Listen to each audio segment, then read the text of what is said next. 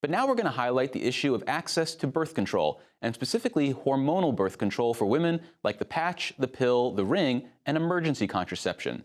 And while this area of reproductive rights often takes a backseat to abortion access, it has been an evolving issue in New York since 2019 with the passage of a law requiring insurers to cover FDA-approved contraception without a copay.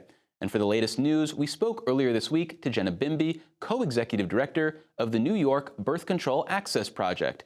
Here's that conversation. Well, thanks so much for making the time, Jenna.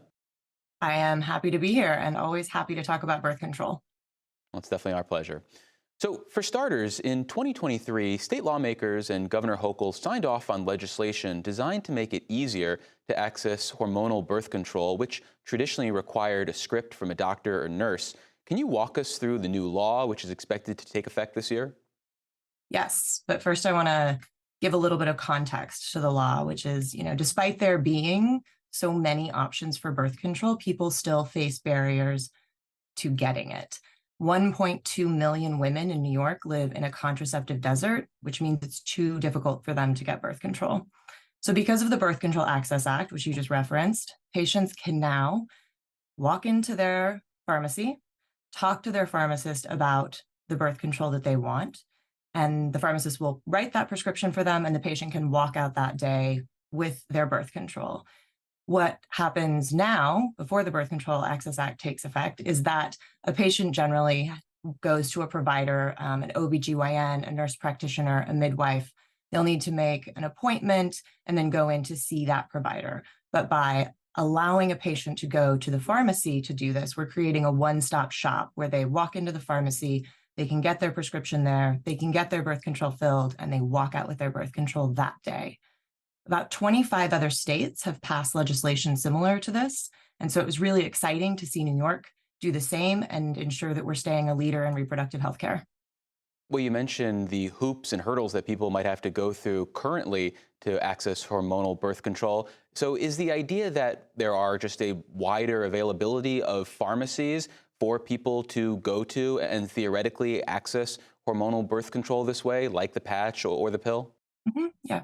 So pharmacists tend to be the most accessible type of provider, and most Americans live closer to a pharmacy than a typical provider of birth control. This is going to be especially true for folks living in rural areas upstate. And if you think about it, sort of how you get your vaccines now, right? We can pop into a pharmacy and get a flu vaccine or a COVID vaccine from our pharmacist without a prescription. You'll be able to do the same thing, but for birth control. And it'll be for the pill, the patch, or the ring. And we're very hopeful that after the end of this legislative session, we will also see that the birth control shot can be prescribed and administered by a pharmacist. So what needs to happen to ensure that this law works effectively? Is it just about promoting the fact that this option exists by going on really important public media television shows, or do pharmacists need some sort of training as well? So to your first point, it's really important that people know that it's available to them and that pharmacists know that they can do it. Laws aren't rights until people know about them. So the education piece is going to be critical. In some states that have enacted pharmacist prescribed birth control, it's as easy as putting a sticker in the pharmacy window that says, this pharmacist can prescribe birth control. And you can see an uptake in the number of patients that are coming in to get their birth control prescription at the pharmacy.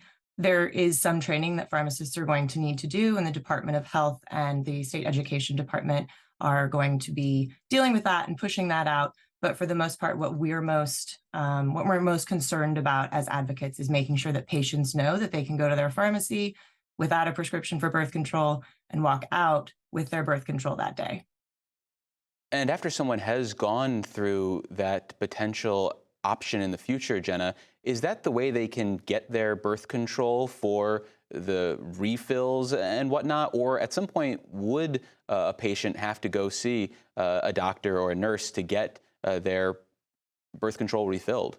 No, and that's what makes this so exciting, is that from here on out, a patient can see a pharmacist to get their birth control. Now, maybe a pharmacist will suggest that for whatever reason, a patient needs to go see a provider because the pharmacist has realized that a provider is going to be the better place for a patient to to go to get answers to questions or to make a different decision about the type of birth control they're going to get.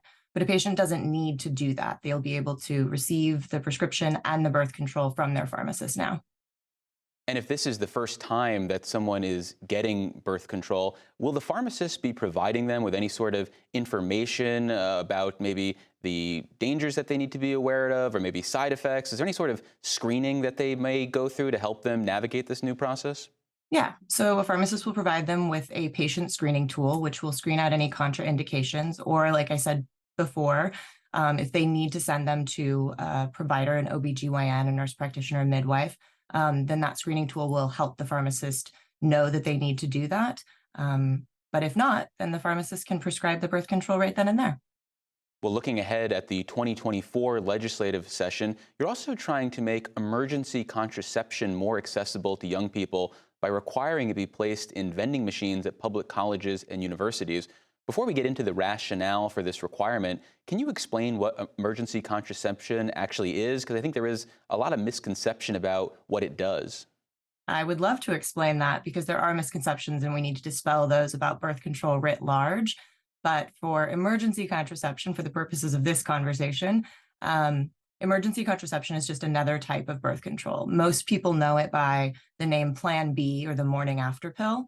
And it is not the abortion pill, which is sometimes the thing that people confuse it with. Emergency contraception is simply another type of birth control. Well, turning to your legislative push then, why should SUNY and CUNY schools be required to have emergency contraception in at least one vending machine on their campuses? We're really, really excited about this legislation. So what will happen is colleges will be putting emergency contraception in a vending machine. And in doing so, you are putting emergency contraception, this type of birth control, where a patient needs it, where a student needs it, when a student needs it. And location is so important because emergency contraception is most effective within 72 hours. So some campuses have health centers, but not all SUNY and CUNY campuses have health centers. And even the ones that do, the hours might not be as open as long as often as you would see a student be able to get it from a vending machine. And then there's the price. We're working to get the emergency contraception into a vending machine at an affordable price. We're hoping for around $10. We've seen this happen at John Jay College, at SUNY Upstate Medical, as well as University at Buffalo, and they've all placed it for around $10. And then finally, students talk to us about the anonymity aspect, right? Oftentimes, if you go to a pharmacy, not only is it expensive, the emergency contraception, it often is maybe locked behind a case, and you've got to ask somebody at the pharmacy to come unlock it for you, and that can be really uncomfortable for a young person. So we've got hundreds of SUNY and CUNY students that we talk to all of the time, and they say because it'll be easier to access because it's on campus, it's an affordable price, and there's the anonymity factor that is really important to them as well. Well, unfortunately, that's all the time we have this week. We've been speaking with Jenna Bimbi. She is the co-executive director of the Birth Control Access Project. Thanks so much for making the time, Jenna. Thank you for talking to me about birth control.